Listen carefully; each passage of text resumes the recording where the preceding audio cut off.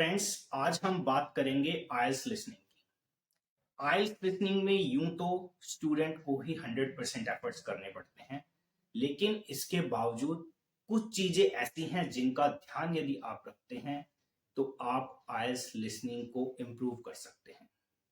For example, सबसे पहले तो आपको टास्क सॉल्व करने के लिए एक बेसिक स्ट्रेटजी मालूम होनी चाहिए। आप जानते हैं कि हर सेक्शन के स्टार्टिंग में 30 सेकेंड्स का समय दिया जाता है कि हम क्वेश्चंस को पढ़ें।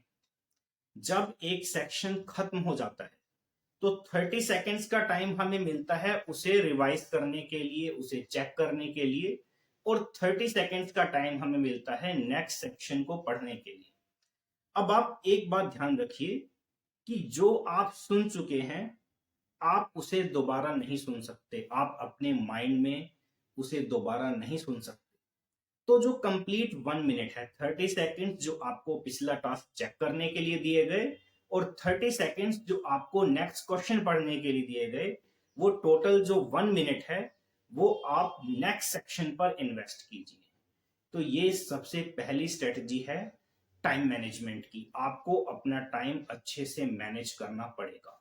आपको पता होना चाहिए कि जो टाइम है वो आपको कहां इन्वेस्ट करना है।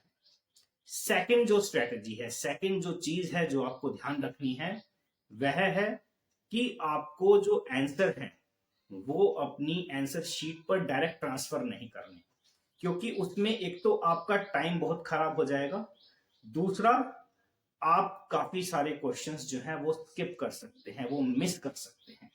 तो इससे बचने के लिए जो आंसर है वो आप उसी शीट पर लिखिए जहां पर क्वेश्चंस हैं, जहां पर ब्लैंक दिए गए हैं आप वहीं नोट कर लीजिए, क्योंकि लिसनिंग में आपको एंड में 10 मिनट्स अपने आंसर ट्रांसफर करने के लिए मिलते हैं।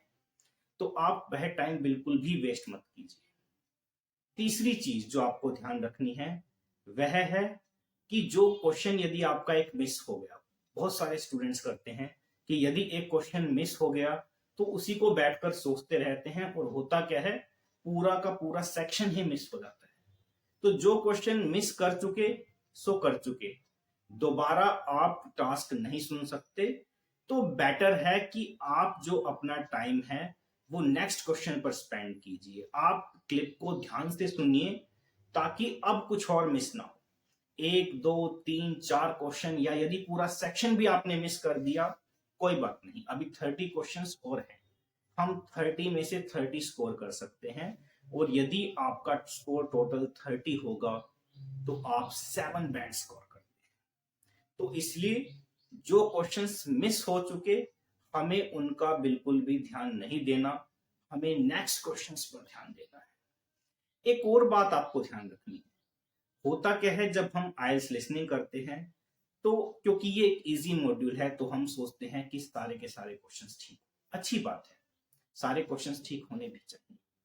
लेकिन जो प्रॉब्लम आती है वह आती है स्टूडेंट्स को मल्टीपल चॉइस क्वेश्चंस में। अब मल्टीपल चॉइस में आपने क्या करना है, दो तरह के मल्टीपल चॉइस होते हैं। एक में तो स्टेटमेंट बहुत छोटी छोटी होती है, तो वहां तो आपको इजीली आंसर मिल जाता है। लेकिन जब जो ऑप्शंस हैं वो डिटेल में है, तो जो 1 मिनट आपको मिला था, 30 सेकेंड्स पिछला सेक्शन चेक करने के लिए और 30 सेकेंड्स नेक्स्ट क्वेश्चंस पढ़ने के लिए, वो पूरा 1 मिनट मल्टीपल चॉइस में आप क्या करेंगे, जो इंपॉर्टेंट वर्ड्स हैं आप उन्हें अंडरलाइन कर देंगे। इससे क्या होगा, जो लंबी लंबी स्टेटमेंट्स हैं जो ऑप्शंस में मल्टीपल चॉइस में आपको दी गई हैं वे शॉर्ट हो जाएंगी।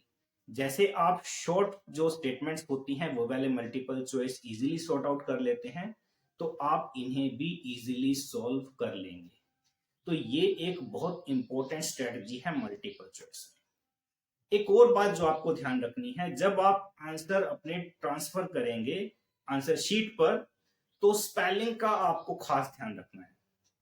बेटर है कि आप जो आपका आंसर है वो अपर केस में लिखिए, क्योंकि यदि आपने एक आंसर अपर केस में लिखा और दूसरा लोअर केस में लिखा, कुछ को टाइटल केस में लिखा, तो हो सकता है कि एक सेक्शन में आपको मार्क्स ही ना मिले। तो बेटर है सारे के सारे आप अपर केस में लिखिए, और स्पेलिंग का आपको खास ध्यान रखना है। क्योंकि यदि आपने आंसर सही भी फाइंड आउट किया लेकिन उसकी स्पेलिंग गलत हो गई तो आपको उसके मार्क्स नहीं मिलेंगे। दूसरा, ये तो हुई एग्जाम की बात। अब इसकी प्रिपरेशन कैसे करें? तो आपकी जो स्पेलिंग्स हैं आप उस पर काम कीजिए, क्योंकि स्पेलिंग का ठीक होना बहुत जरूरी है। यदि आपकी स्पेलिंग्स ठीक नहीं होंगी तो कितनी भी आप लिसनिंग अच्छी कर लें, आपके अच्छे स्कोर नहीं आएंगे। तो स्पेलिंग की आपको अच्छे से प्रैक्टिस करनी है। दूसरा, जब आप आइल्स लिसनिंग की प्रैक्टिस स्टार्ट करें उससे पहले आप लिसनिंग की एक हैबिट बना ले। आप कुछ हॉलीवुड मूवीज अपनी चॉइस की देख सकते हैं और कोशिश करें कि उन्हें बिना सबटाइटल्स के सुने, वरना होता क्या है हमारा सारा ध्यान सबटाइटल्स पर रहता है और जो भी हमें सुनना है, क्योंकि हमें बेसिकली इम्प्रूव तो अपनी लिसनिंग करनी है, तो वो मटेरियल जो है, जो मैटर है वो पूरा निकल जाता है। तो बेटर है कि आप बिना सबटाइटल्स के देखिए। हाँ, आप एक ही मूवी को 4 बार, 5 बार, 8 बार, 10 बार देखिए, 10वीं बार में वो आपको जरूर समझ आएगा। तो आप लिसनिंग टास्क करने से पहले लिसनिंग की हैबिट डेवलप कीजिए। बेसिकली प्रैक्टिस करने के लिए इसमें दो ही चीजें हैं।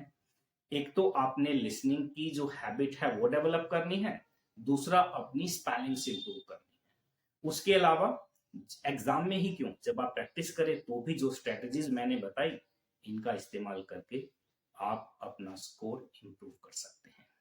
Thank you very much.